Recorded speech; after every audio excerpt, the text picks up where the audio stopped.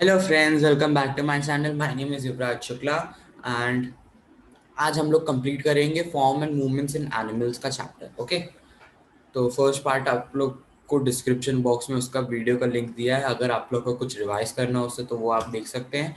हम लोगों ने देखा था मूवमेंट्स कैसे होते हैं कॉकरोचेस में, लाइक एग्जांपल के तौर पे कॉकरोच, स्नेल, स्नेक, फिश। हम लोगों ने एनिमल्स देखे थे। अभी हम लोग देखते हैं ह्यूमन बीइंग्स में। Okay, so the skeleton system along with the muscular system helps in the movement in human beings.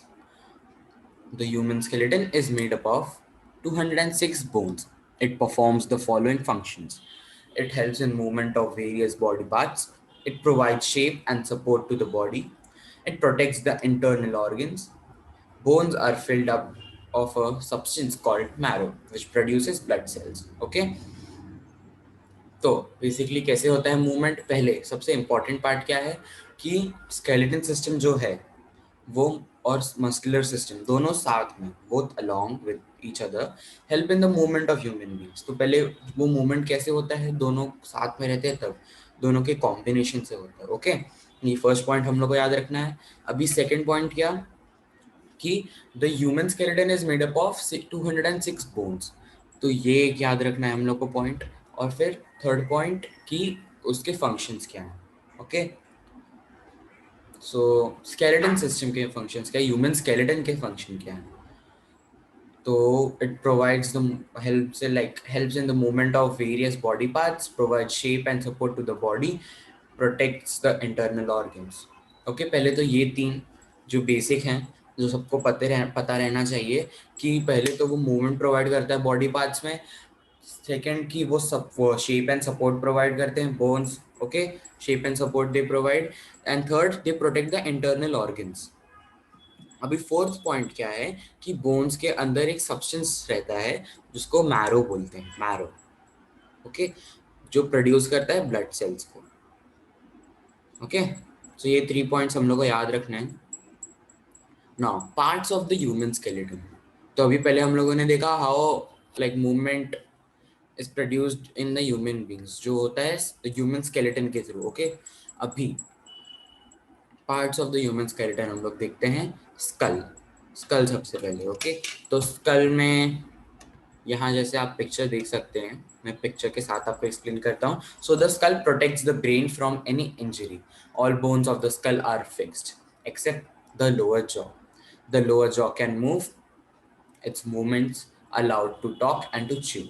Okay, so हम लोग का ये पूरा जो है, ये आप ऐसे अपने चीक्स पे या अपने फेस पे ऐसे ऐसे थोड़ा जोर से दबाएंगे तो आपको भी पता चलेगा कि ये जो बोन्स हैं ये हम लोग का स्कल है। ओके, तो ये किसको प्रोटेक्ट करता है, ये ब्रेन को प्रोटेक्ट करता है। ओके, ये ब्रेन को प्रोटेक्ट करता है और पूरा स्कल फिक्स्ड रहता है। ये पूरा हम लोग का सर, ये पूरे बोन्स सब फिक्स्ड हैं। ओके, खाली ये जो लोअर जॉ है, खाली हम लोग का जॉ मूव हो सकता है। क्यों मूव होता है ये सबको पता है, ताकि हम लोग बात कर पाए, हम लोग खाना चबा पाए। ओके, सो जैसे यहाँ बताया, ये स्कल के तीन पार्ट है, 3 पॉइंट्स आई मेंट कि पहले तो skull protects the brain from any injury. Okay, ये फर्स्ट पॉइंट हो गया। सेकेंड पॉइंट कि all bones of the skull are fixed except for the lower jaw. Okay, अभी थर्ड पॉइंट क्या, that lower jaw can move, its movements allowed to talk and to chew. Okay, ये 3 points हम लोग को school के याद रखने हैं। अभी रिब केज, तो अभी आप अपने चेस्ट के यहाँ यहाँ देखेंगे, फील होगा आपको दैट यहाँ भी कुछ बोन्स हैं। ओके, तो उनको रिब केज बोला जाता है। तो they protect the heart and the lungs. Okay, human beings have 12 pairs of ribs. Ribs मतलब रिब केज, यहाँ आप डायग्राम में भी देख सकते हैं कि ये जो है, ये बोन्स, ये जो ऐसे प्रोटेक्ट करते हैं लाइक अ केज, इनको रिब्स बोला जाता है। और ये एक ऑल मतलब इन ऑल ये कैसे जुड़े रहते हैं ये बोन से अपने हमारे स्पाइनल कॉर्ड से, ये एक पूरे उसको रिब केज बोला जाता है। तो ओके, रिब केज एक तरह से आपको मैं एग्जांपल या फिर बता दूं कि उनके केज जैसा रहता है उनका शेप। ओके, तो केज में वो बंद रहता है, बंद इन द सेंस मतलब प्रोटेक्ट करता है किसको, लंग्स एंड हार्ट्स को, हार्ट को, लंग्स एंड हार्ट को। अभी backbone, backbone in the sense spinal cord को जो प्रोटेक्ट करते हैं। vertebrates. Okay, so the backbone is made up of 33 small bones called vertebrates. It surrounds and protects the spinal cord. Okay, तो जैसे मैंने बताया बैकबोन कहाँ हमारे स्पाइनल कॉर्ड को प्रोटेक्ट करता है और वो 33 स्मॉल बोन से बना है जिसको वर्टिब्रेट्स बोलते हैं. अभी limbs. So we have two pairs of limbs. The hind limbs and or the legs are used for walking.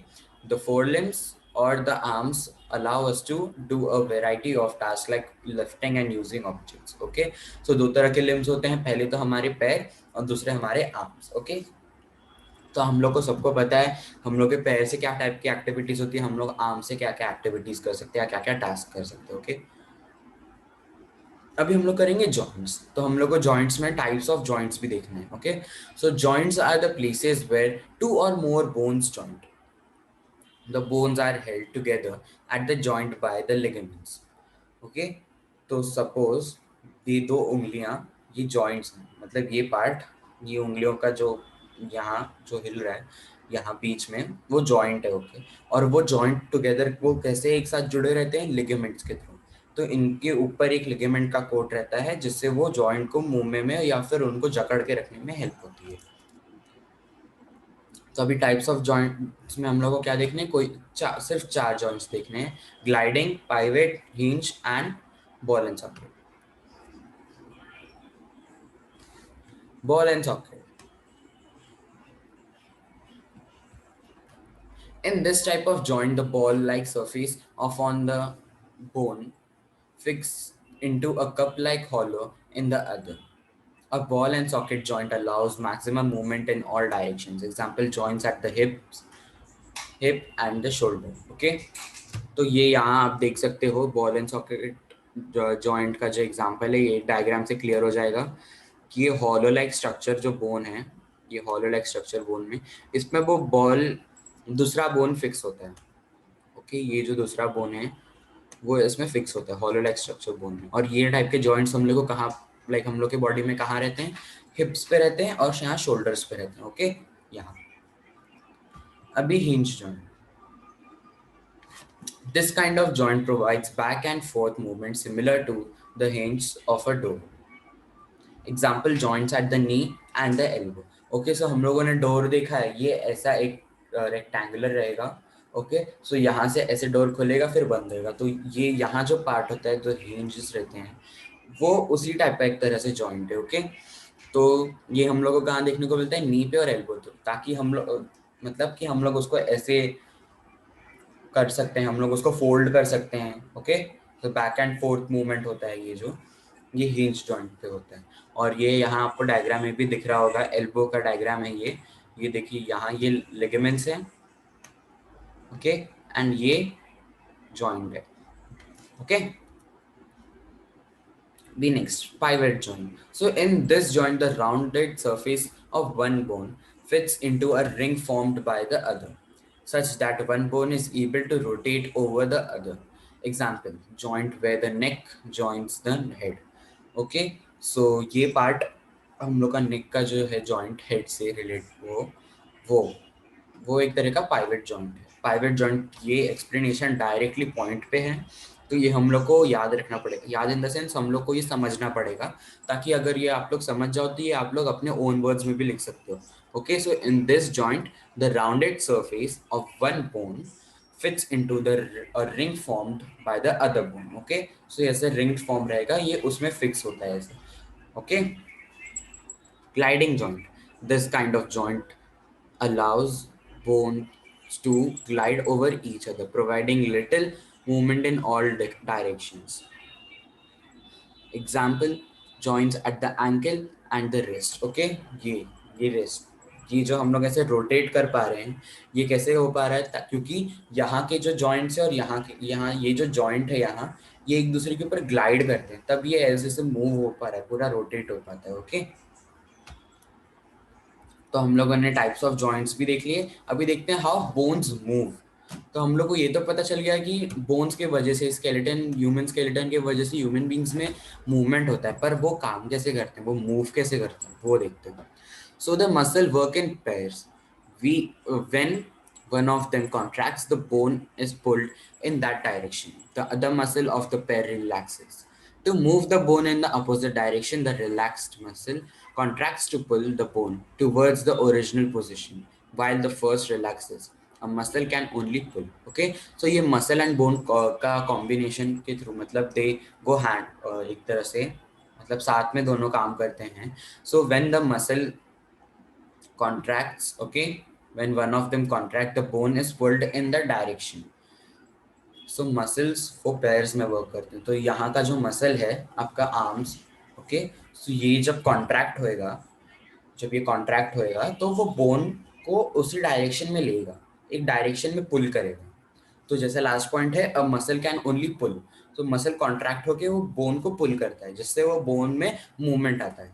Okay, सो ये प्रोसेस पूरा क्या है, रिलैक्सेशन एंड कॉन्ट्रैक्शन का ऑफ मसल्स, जिसके थ्रू बोन्स काम करते हैं इन द सेंस मूव होते हैं. दे आर पुल्ड, पुल्ड और लेट डाउन. ओके, जैसे कि मैंने, मेरा हाथ अभी एकदम नॉर्मल है, पर अगर मैं वही ऐसे अपना मसल्स को मैं थोड़ा टाइट करूं तो ये मेरा ऊपर आ जाएगा ये पार्ट. ओके, बट मैं अगर उसको ऐसे ढीला छोड़ दूं तो वो अपने आप गिर जाएगा. So this is what is relaxation and contraction. जैसे कि आप यहाँ डायग्राम्स में भी देख रहे हैं, तो जैसे यहाँ बताया है, जब ये मसल्स रिलैक्स हैं तो ये bones they are also relax, they are not pulled at that time. But जैसे ये कॉन्ट्रैक्ट हो रहे हैं, ओके, वो बोन्स अपने आप ऊपर आ जा रहे हैं, they are pulled by the contraction of the muscles. Okay, now we will look into the what is cartilage. So cartilage is an elastic tissue that covers the end of the bones at hip joint. Cartilage acts as a cushion or sponge and absorbs shock at the joints. तो cartilage basically क्या है, एक elastic tissue है, okay, जो cover रहता है bones पे, मतलब जॉइंट्स पे, एट अ जॉइंट पे, मतलब वो बोन पे कवर रहता है एक एट अ जॉइंट पे. ओके, और वो एक्ट करता है एज अ स्पंज. उधर जो शॉक्स रहते हैं जॉइंट्स पे, जो शॉक्स होते हैं वो उनको अब्जॉर्ब करता है. So it is present at joints between bones, the rib cage, the ear, the nose, the elbow, the knee, the ankle. Okay, तो इतने सारे एग्जाम्पल्स हैं कि कार्टिलेज कहाँ प्रेजेंट रहता है, कौन से बोन्स के बीच में, कौन से जॉइंट्स के बीच में प्रेजेंट रहता है.